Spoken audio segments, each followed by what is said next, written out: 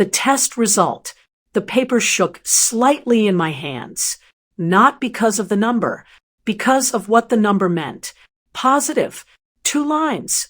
One quiet confirmation that my life had just split into 2 versions before this moment, and everything after.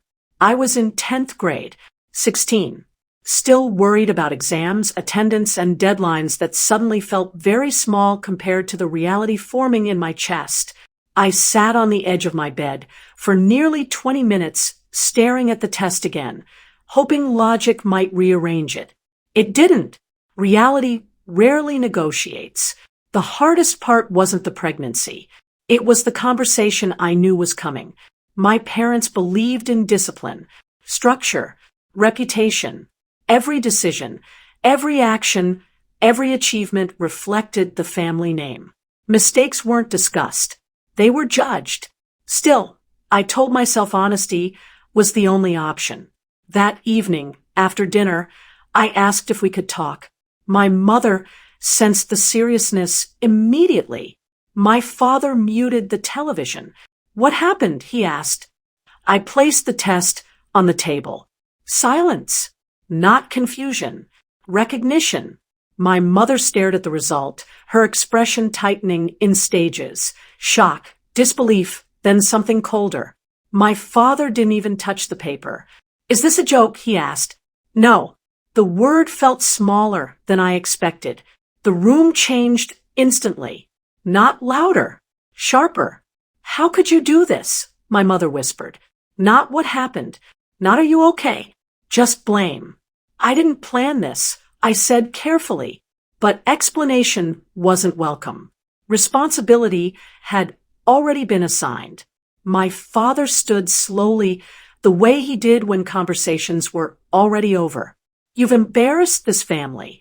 The sentence landed heavier than shouting. I'm still your daughter. I said quietly. That was the moment everything shifted. Because instead of softening, he hardened. No, he replied. Not if you choose this. Choose. As if reality had arrived by preference. My mother folded her arms tightly. You're too young to understand what this will cost us. Us. Not you. Not the baby. Us. I felt something inside me crack. Not loudly, but permanently. I need support, I said. My voice stayed calm, even though my hands didn't. My father pointed toward the hallway. You need consequences. Then came the sentence that rewrote my life. If you walk forward with this mistake, you walk forward without this family. Silence filled the room. Heavy. Final. I waited. 1 second. 2. 3. Sometimes parents say extreme things expecting emotional negotiation. But no negotiation came. Only expectation. Expectation that I would fix the problem. Quietly. Quickly. Permanently. I understood what they meant. And I understood what I couldn't do. So I made the only decision I could live with. I'm not ending this, I said softly. The words barely left my mouth before my mother turned away. My father didn't hesitate. Then pack your things. No yelling. No dramatic escalation. Just removal. Within 40 minutes, my life had been reduced to a backpack and 1 small suitcase. Clothes. School books. A few personal items. Nothing sentimental. Because sentiment no longer belonged there. When I reached the front door, I stopped, not because I expected them to change their minds, but because part of me still hoped they would. They didn't. The door opened. Cold night air replaced the warmth of a home that no longer felt like mine. Do not come back, my father said. I nodded, not because I agreed, because I understood. And then I stepped outside, 16, pregnant, and officially alone. I didn't cry. Not then. Shock protects you from emotion when survival becomes immediate. I walked down the street without a destination, only direction, forward. Behind me, the porch light switched off. That small detail hurt more than anything else, because it meant they weren't waiting. They were done. What I didn't know that night was that years later, those same people would search for me again. Not for forgiveness, not for reconciliation, but for someone they believed existed. My son. There was only one problem. He didn't. The life I built without them. The first few months were not inspiring. They were survival. I stayed with a school friend for 2 weeks until her parents gently explained they couldn't keep me longer. After that, a local women's support center helped me find temporary housing and continue my schooling. There were forms, appointments, quiet rooms where strangers spoke gently because they already understood what my own family hadn't. Every day felt uncertain, but structured enough to move forward. I studied harder than ever before, not to prove anyone wrong, just to keep my future from collapsing completely. The pregnancy, however, didn't follow the same steady path. Stress, exhaustion, and constant instability took their toll. During my 5th month, after a sudden complication, everything changed in a single hospital visit. There are moments in life where the world doesn't crash loudly. It simply empties. The doctor spoke carefully, soft tone, measured words, but the meaning was clear.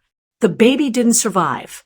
I remember nodding, even thanking her, as if politeness could hold me together. Later that night, sitting alone in the hospital room, I realized something strange. I wasn't only grieving the child, I was grieving the version of myself who had believed pain automatically brings people back together. My parents never called. Not during the pregnancy, not after the loss. Silence, once chosen, had become permanent. So I moved forward again. This time differently. Not surviving. Building. I finished school through evening classes while working part-time at a small accounting office. Numbers were predictable, balanced, logical, everything my personal life hadn't been. One opportunity led to another, a certification, then a full-time role, then stability. By 24, I had my own apartment. By 26, I was managing a small financial team. Calm replaced chaos. Routine replaced uncertainty. And slowly, the past stopped feeling like an open wound. It became a closed chapter. Until one afternoon, nearly 9 years after I had walked out of that house, my phone rang from an unknown number. I almost ignored it. Almost. Hello. I answered. The voice on the other end was hesitant, older, familiar. Is this my daughter? My heart didn't race. It didn't soften. It simply steadied, because I already understood something they didn't. They weren't calling for me. They were calling for the grandson they believed I had been raising all these years. When we finally met, they spoke nervously about their grandson, asking what he liked, how old he was, whether they could see him. I listened quietly. Then I said calmly, "There is no grandson." Silence fell instantly. I explained the loss, the hospital, the years they never called. Their faces changed, not from shock, but realization. Time doesn't just pass. It reveals what truly mattered. I once thought being left alone was the end of my story, but it became the beginning of my strength. Loss taught me resilience, and silence taught me clarity.